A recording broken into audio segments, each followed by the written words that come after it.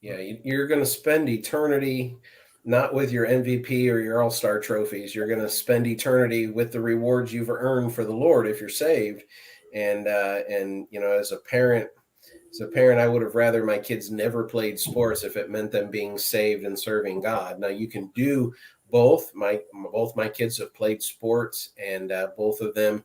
My son's getting ready to graduate in a couple of weeks from Bible college. My daughter's graduating from school and going off to Bible college in a month. And and I'm proud of both of them. They were able to keep sports in their proper perspective, and no matter what's pinned to your Letterman's jacket, it's not going to mean anything when you're dead. And you're going to want to have showed up to the throne of God having done something. Mm-hmm. And so keep the eternal, as Paul said, lay hold on eternal life, because it's going to last a lot longer than this one. So lay hold on it. Make sure that you've got yourself prepared for it, and don't lose sight of eternity for today. Yes. And those cheap plastic trophies are not worth your testimony.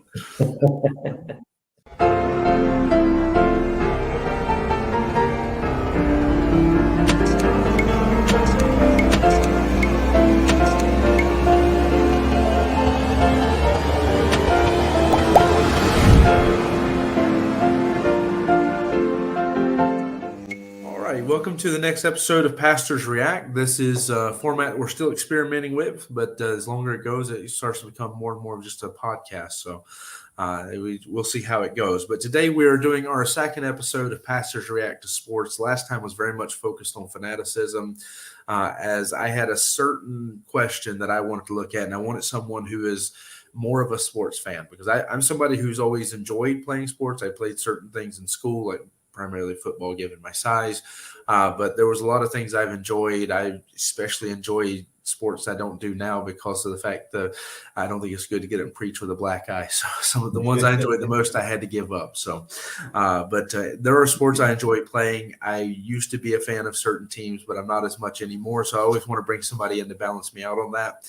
And today I doubled down on it. So we have Brother Hoffman back with us. Brother Hoffman actually has a unique history in this as a referee, so I'll get him to say a little bit about that in just a minute. And then we also have Brother Dahlke. So Brother Brent Hoffman, Brother Bryan Dahlke.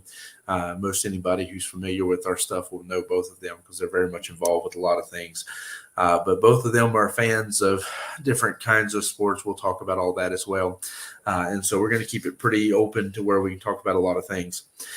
So I guess to start off, we'll get Brother Hoffman.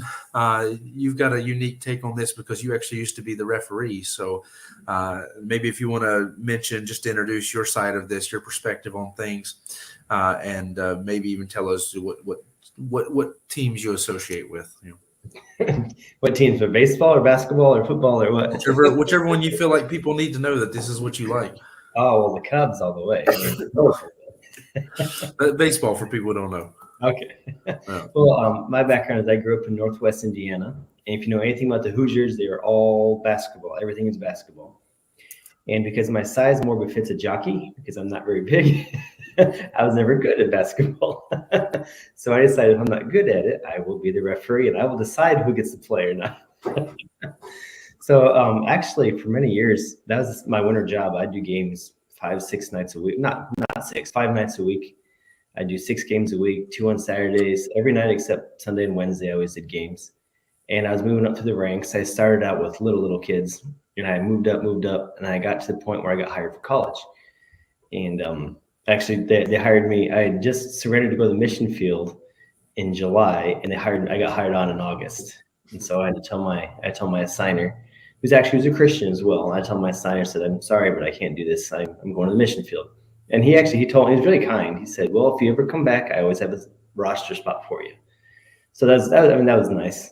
But there are guys I know that are, like, if I turn on a college basketball game, generally I know at least one, if not two, of the referees there. And I've worked with them, actually. I've worked with a couple guys there in the NBA as well. So I was on the fast track to get higher and higher. And it's actually a very high-paying job, but it's also not a very good lifestyle if you allow yourself to do that. So I'm actually very glad the Lord called me to the mission field. All right. Brother Dahlke, you got any unique credentials you want to throw out there, or you just want to endorse any teams? Well, I played baseball, played varsity baseball all 4 years in high school, lettered all 4 years. Um, I've coached varsity baseball about 5 or 6 years. Coached varsity basketball for 1 year. That was an adventure. We went undefeated and won the championship for our division, but it wasn't as impressive as you think if you knew the league we were in. But love sports and specifically baseball. Baseball is my primary sport. I like to watch football and play golf. I played soccer in school a little bit too, and stuff like that. I've got a friend right now who's pitching for the Columbus Clippers, which is the AAA team for the Cleveland Indians. I'm not using the new name, the Cleveland Indians, the appropriate name for them. And he's pitching with them and friends with him. And I've got one of my young men that I coached in high school is in a semi-pro league this summer, be a second year playing and hoping. He was actually drafted by the Major League Baseball, turned it down to stay in school for a little longer and continue to develop. But now he's trying to break in, get into probably A ball or double A ball, hopefully sometime this year would be, I think, his plan. So it's kind of neat. I've got some of those connections there, and have enjoyed watching sports, playing sports. I grew up in Cleveland, Ohio, so I grew up a Cleveland Browns fan, Cleveland Cavs fan, Cleveland Indians fan, Ohio State Buckeye fan at the college level. And but now I'm not into the Indians changed their name, and I'm mad at them. So I'm my second favorite team has always been the St. Louis Cardinals. So I'm watching them quite a bit now more. So and we certainly despise. I think we can all agree that we hate the Chicago Cubs, and that is of the devil, and you can't be saved and root for the Cubs at the same time. So, You have anything to say back to that? Or? Well, that's who won the most recent World Series between the two teams. That's all I gotta say. yeah. Here's the only downside. The Cubs have won one every 111 years, 118 years. We'll give you one a century. Here's the downside to consider for both of you, though, is you just lost all of Europe because you said one thing about soccer, and that's the only sport that matters here. And then also, if you're in the government, they like cycling. Any cycling-based sports, they will tear up the entire city for that. But if it's not football or cycling or soccer or cycling, they don't care about it.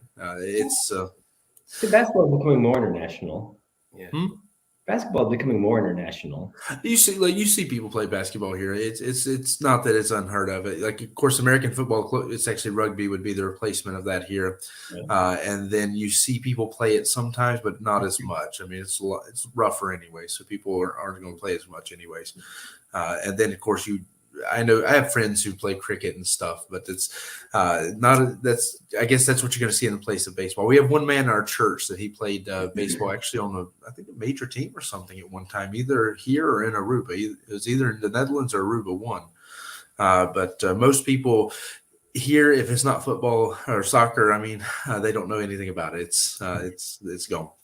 So that's why I'm laughing even more so than you jumping back and forth at each other, is just on the fact that I know most people here have no idea what you're talking about. Okay, I played soccer. We have a Spanish ministry, and we're working on putting a soccer field down on our property. So that's our soccer tie-in. Come back, all European audience. Well, that's like last time Brother Haley and me were talking about this, and it just so happened that the only sport that I really care much about is with American football, and me and him were on opposite sides of this, which I've already shared that with you two, and everybody who watched the last video know. But eventually, at some point, I just started laughing at him because he tried to throw little digs at me, and it's like, yeah, this is lost because nobody knows what you're talking about but me and you. All right. So anyways, I appreciate you two fellas joining me. I want to give you a little chance to throw some of that out there because I do think if somebody's coming in who is a fan of different kind of sports, that it helps for them to know that when you have me, who I'm going to come across as the cynic because of the fact that I just don't really care for much of it anymore, then it definitely helps to know that you two aren't on my side, that you're on the other side of this thing. So I guess maybe the best thing for me to do is start off by picking up where we left off. So I won't go back and recap everything. For the most part, what we talked about last time with Brother Haley, since this is essentially part 2 to that, what he and I spoke about is just fanaticism in general. However, we kept a little bit probably too focused on the fact that what brought that discussion up in the first place was at that point in time, and that's me coming from somebody who used to be a Dallas Cowboys football fan. I was getting a little bit frustrated because you know what happens anytime Cowboys win a game. Everybody who's never even cared about the team and their brother and all this stuff, their Facebook's covered in it. Either it's good, either hatred or praise, one or the other, but Facebook's covered in it. Right. And so at the time, there was a preacher friend of mine who is an older pastor friend of mine that he's definitely a Cowboys fan. He's not one of the ones who just comes out and pretends when they won a game. He's always year round. But in his case, I noticed that there was things that he was sharing on his Facebook that it just kind of surprised me, because I know in his pulpit he preaches against somebody doing certain things. And one of the ones that, for example, would be long hair on a man or tattoos or something like that. But then he's posting pictures of players from the team and praising them because of their ability to be a good athlete. And it's like, but you know, you wouldn't praise somebody else, you know, if they had these things. And so the actual question we were mostly discussing last time is, where is the line with that? At what point does that become hypocrisy when we lower our standards because of our connection to some team or something? And so we were mostly talking about that kind of stuff and fanaticism. Kind of, I guess, where we left off, though, we were really on 2 subjects. One is I was making fun of the fact that I'm still on the idea of lowering standards. I was making fun of the fact that a lot of people in my area are Duke fans and Wake Forest fans when it comes to basketball. And so you have 2 teams that, one, their mascot is the Demon Deacon and the other is Blue Devil. And you have churches who have a rivalry. So, of course, you have North Carolina, you have the Blue Devils, and you have the Demon Deacons. So you have the Tar Heel fans, Demon Deacons, Blue Devils, and you have churches that identify themselves as the church that supports this team. So you literally, what that means, have churches in my area that identify themselves as the Blue Devil team or the Demon Deacon team. And it still blows my mind when I realize that there's rivalries between churches because the majority of people at this church like a certain team, and they're bragging on, I support this team. We're the Blue Devils, and it's like, yeah, it's probably not nice. It's probably a good idea to identify my church as the Blue Devils, or the Demon Deacons or any of that kind of stuff. So we left off on that one, and the other one is about fanaticism in general, not even just sports fanaticism, but how when things become so important to us, they begin to take over our identity. So I guess to get the conversation started off, I'll let you guys pick up right there if you have any thoughts you kind of want to come in on what I've told you we've talked about so far. Well, I've seen some deacons that maybe could qualify as demons. I don't know. Well, I was thinking about that as I said it.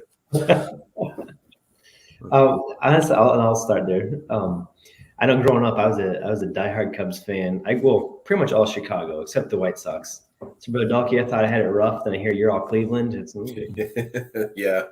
So I grew up in time with Michael Jordan, so I had that for a little while. Yeah. But I don't know, and even maybe about 7-8 years ago, it just kind of struck me because I was all consumed as a kid.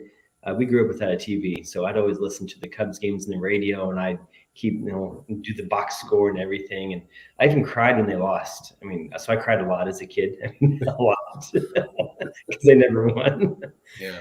7, 8, 9 years ago, Lord just kind of spoke to me, and he just told me, he's like, why is this stupid game that doesn't mean anything in eternity matter more than, door knocking or reading more of the Bible or studying more? Why is this stupid or temporal stuff more important than eternal? And he just kind of touched my heart and kind of got under conviction over that. He didn't, not to the point where he said, no, take it all of your life, but it's cut back a lot. So I watched I think last year I watched maybe 3 football games.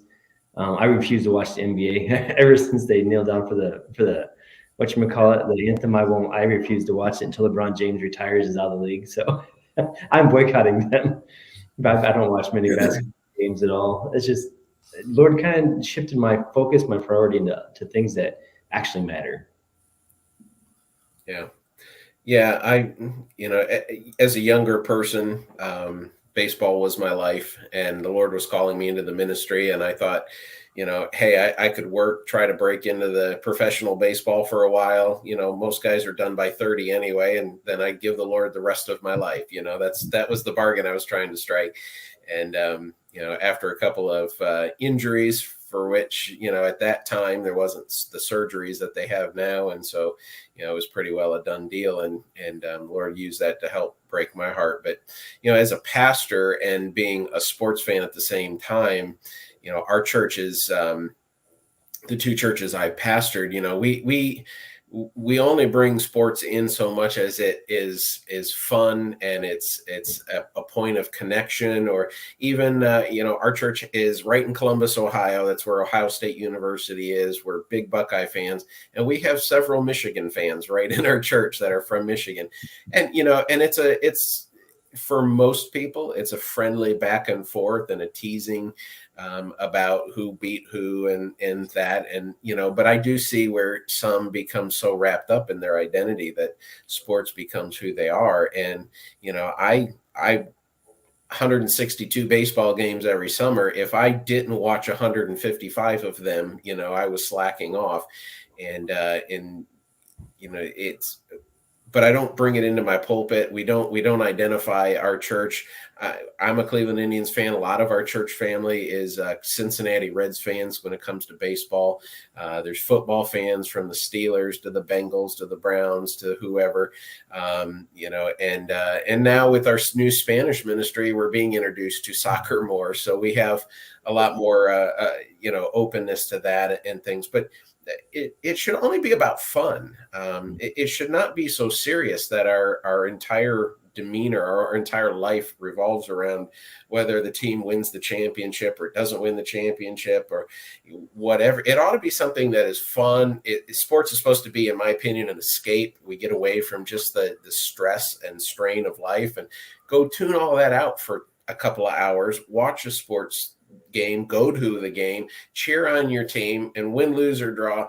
You go home, you've had some fun, and you know that you're going back to life. And so that's supposed to be an escape, which is what, Brother Hoffman, what you're saying about, the NBA and when they bring politics into it, bring all the garbage that we're trying to escape into it. It's like, why would I watch an NBA basketball game? I'd just rather watch cable news if I want to do politics tonight. And I don't watch cable news either. So I don't watch the NBA. I don't watch cable news because I really hate politics quite a bit. Right I relate it to what Paul says in 1 Timothy 1:8 when he talks about the law is good if you use it lawfully. I kind of have a similar opinion with sports. Is that like I enjoy it, and I enjoy the sportsmanship of it as much as like the sports I like most were contact sports, boxing, that kind of stuff. As much as that's the thing I like the most, it's the sportsmanship is what I like, and that's why even as a boxer, I hit a guy if I say okay he's off balance. I don't come in and kill him. I let him get back up because I'm enjoying the sportsmanship of this. That's why I wasn't good at it. But I think that's where the issue comes in kind of a similar vein of what you're talking about. Is it sports? If you're using it to teach sportsmanship, if you're using it to build connection, you're using it for fun, it's good. The church where I come from, they had softball. They played every Friday night. And when it wasn't time for people to show off, we were just having fun. It was a lot of fun. It really built a lot of unity in the church. But when you had guys who played on professional teams coming in and using it for their practice, and you took away that fun, that connection, and that sportsmanship, it just it ruined it. And I never came back after that. They lost me on it. Mm-hmm. Yeah. That's what I see with churches. Because I like actually one sport I guess I really still do like. I just haven't played it for a long time, so I haven't thought about it, is volleyball. And so there was a church where I used to go every Friday night for a while, and we played volleyball together, and we do somebody would give a Bible devotion. And that was something really good until you had certain people, including the pastor of the church, who couldn't handle the competition. And whenever they start losing, they get mad. And somebody cussed. I don't remember. I wasn't there at this point when it happened, but one of them cussed the other one out because they lost in the game. And then after that, they had to disband it. So there is always the risk. There's always that issue of, abandoning what makes something good. And I think that's where fanaticism becomes dangerous, as far as that line of thought. I think when you start to become a fanatic for something, it becomes dangerous. Right. Many a testimony has been lost over something insignificant as a game. Yeah. There's one that sticks with me. When I was in high school, I was playing basketball with a guy, and the guy literally, I mean, he could just straight throw. Like he didn't have to put an arch on or nothing. He was just tall enough, and his arm length was enough. He could stand at half court and just throw the ball straight with no arc on it whatsoever, and score from the basketball from the half mark of the halfway point in the court. It was crazy to watch him because he was just that tall. And so for some reason I thought I was going to block him, and he runs up to me and just shoots the ball and gets it. And his response to me made me so mad that I shoved him down on the ground. At that point, I was already a preacher, and I had done good, but that was for me the point I realized, okay, I don't need to do this anymore. If I can't behave any better than that, it's not worth my testimony. Right. So after that, I didn't play. I played much more relaxed and much more friendly. Yeah. I was, if you don't know, I was a school bully. So one time when I lost in hockey, I picked a boy up and threw him at the bleachers. So I was not a very good sportsman when I was younger. Yeah. Well, I was a school bully. Yeah. Well, Brother Hoffman, you were a referee, and I think some of the most heated sports events we went to in high school. My son played basketball in high school, and that were basketball games. They tend to get intense. They're very physical. You got 10 guys all crowded down, usually around one spot, and hopefully you have 3 officials trying to watch 10 people and get everything. And and there are times when you can see, it's a physical game. They're letting them play. It's both ends of the floor. You see your kid get pushed around. You yell, "Hey, come on, call that stuff." But there were times, and I don't know where you draw the line on this, but you're a referee, so you can tell me. And I have some friends who refereed high school basketball, one that did women's NCAA refereeing. But I always had a hard time as a parent and as a fan when it was obvious that it was being called differently depending on which team, or they were targeting one particular. It was very obvious that they're ticky-tacking one guy and letting 3 other guys do 10 times worse on the other end. And I always felt like when a referee was, you make a mistake, and as a fan, as a coach, as a player, as a parent, I could always tell when you make a mistake. As a coach, I'd yell at the umpire a little bit. It's kind of expected. Hey, and then you hope you get the next close one out of that. But watching basketball, I mean, there were times when parents and we were just and I've dressed down some referees to the point. I mean, they were staring me down, and but it was clear they were not being fair. They were not being impartial. And to me, when you do that as a referee, you're robbing from those kids all the hard work that they're putting into it. And so for me, it wasn't a matter of I want my team to win so much as I just want it to be fair. And you're not there to punish a kid you don't like his attitude. You're there to officiate the game. Right. And so that to me was always a matter of righteous judgment or righteous indignation on my part, where, I'm giving him a hard time, but I'm doing such a way that he knows I know that he's not doing what he's not hired there to tip the scales. He's there to just adjudicate the game and apply the rules in a fair way. So you've probably been in that situation. I don't know if you at the high school level, more so that, you notice a kid's got an attitude and you tend to be a little harder on him, Yeah, you look for the dirty ones. You look for the dirty ones, but generally I know what you're talking about. I never did that because I've considered it unprofessional. Yeah. Not just a guy who was getting physical, I'd calm him down with a couple of quick fouls. But then if they learn, then fine, let them go. Yeah. Nothing ticky-tack. But generally, it's probably the JV level with an older guy. Is that right? Well, yeah. There's a reason why he moved up, because he has an attitude. Because some guys do get that. They get that God complex where I'm in charge, you can do what I do. And I've actually had some partners where I called my assigner after the game and said, "Don't ever put me with that guy again." Yeah. So there are some of those people. They get a godlike complex. Yeah. And you guys are right. But I have to admit, 80% of the time when everyone says it's not fair, it's all in the mind. Yeah, it's true. Yeah. Most of the time it is. But I've been called every name in the book. I mean, I've had things thrown at me. I mean, it's crazy. People are crazy. Yeah, even in the Christian schools, and all my sports history has been in the Christian school environment, and it's still there are times when I'm embarrassed and I'm trying to calm some fellow parents down, like, look, they're just missing it. No, I don't see what you're seeing. My son's out there too.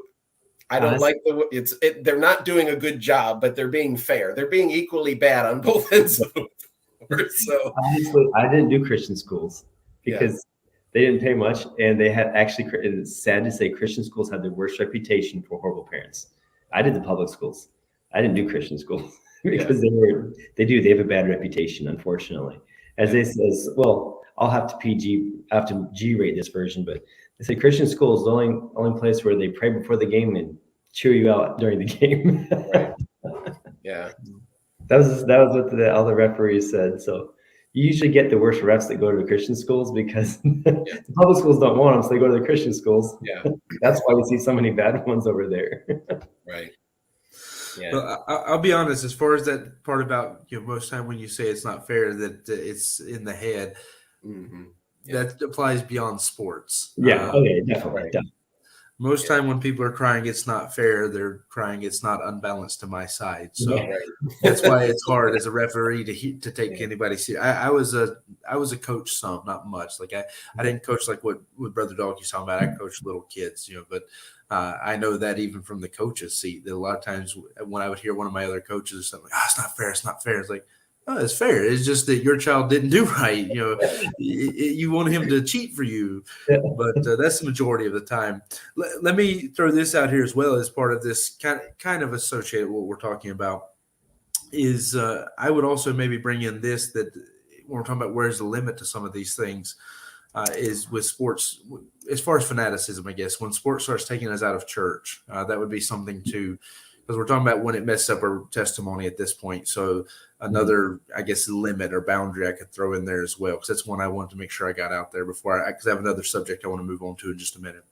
But another boundary I'll throw out there is that when sports starts taking people out of church, if it's messing up your testimony, it's becoming your identity, or if it's taking you out of church, those are, if it wasn't clear what we've listed so far, I'll throw some of those out there.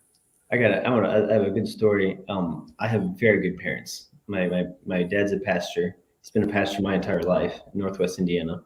And speaking of baseball, one year I made the All-Star team for Little League. And we went to tournaments and we won 2 or 3 tournaments in a row. We were really good. And then we got to one of the bigger tournaments where if we won like 2 more, we would go into the Little League World Series. And it was a double elimination. So we lost 1 game, then we won a couple, and then we had a game on Sunday. And I wasn't the team's best player, but I was one of their more important players. And my dad said, "You're not going." And I was upset. I think I was 12 or 13. And my dad said, "You're not going. It's Sunday morning. You're not, or it's Sunday. You're not going to go to that game." And he kept me out, and our team lost. We got eliminated, didn't play anymore. But he taught me a lesson that God always comes before sports, and I'll never forget that. So I had a good example as a father. Yeah. I not quite that, never quite in a championship game or anything like that on my side, but I played at one point one summer. I know I was playing in 3 leagues at one time. I was actually playing in 8th grade. I was actually playing as a substitute on the varsity team, playing in an intramural league, kind of the minor leagues for our varsity team at the time. And then I was playing Little League, and then I was also doing church softball. And so that summer, it was like 3 or 4 nights of the week I'm out on a field with cleats on and that. But I was 13 years old and in youth group, and the Little League field was right across the street from the church. And so I'd show up there on Wednesday night at 5:30, and I'd play for an hour, and about 6:30, 6:40, whenever the inning break was. And, hey, coach, got to go. And I'd grab my stuff and head across the street, change, and go to youth group. And as much as baseball was becoming my God at that point, I can honestly say I never missed a church service to go play baseball. But I'm hard on parents, and when they enroll their kids in leagues that play on church days. I'm not so hard on the once in a lifetime opportunity, like playing in a whatever game, and it's a one-time deal kind of thing. I'm not so hard on that, where I'd say, oh, that's sinful to do that one time. I go out of town and I miss church because I'm, on vacation, taking some time off or doing something. When it's a one-time thing, I'm not as hard on that, but at the same time, you've got to be careful that it doesn't stop you from serving the Lord. So I kind of come down very close to where your dad came down, but I probably would have given in on the one game. And I would say, this is it. This is the one time. Let's go make a family trip. Let's take a weekend off. Let's go out of town. Let's do it. So honestly, it was good for me because baseball is almost getting to be my god at that point as well. So actually, it was good. He nipped it in the butt. For you, it was a Mount Moriah kind of experience where you learned to love God more than Right. Isaac in that case. Right. Yeah. And that's needed. I think for me, why this is one that's important, why I wanted to bring it in, is because one thing that's always bothered me is I had the church where I come from, and the family, I think, still goes there. I mean, I've been going for a while now, so maybe they don't. But there's a family that goes there that are huge into baseball. I mean, it is their God in many ways. And I don't mean that to hurt their feelings. If they figure out who they are, I apologize if it hurts their feelings. But I love their family. I've coached some of their kids in sport and stuff, but they love sports. It's huge. It's part of who they are. And they have one of their sons who I honestly believe we took him for a team meeting one time. He's one of the finest young men I've met in my life. I mean, there was something special about this boy. But he himself even told his parents one time, I don't want to play sports anymore. I don't want to play baseball anymore. And I think at that point, something was happening in his heart where God really could have used him. But his family just kept pushing him. No, you need to do it.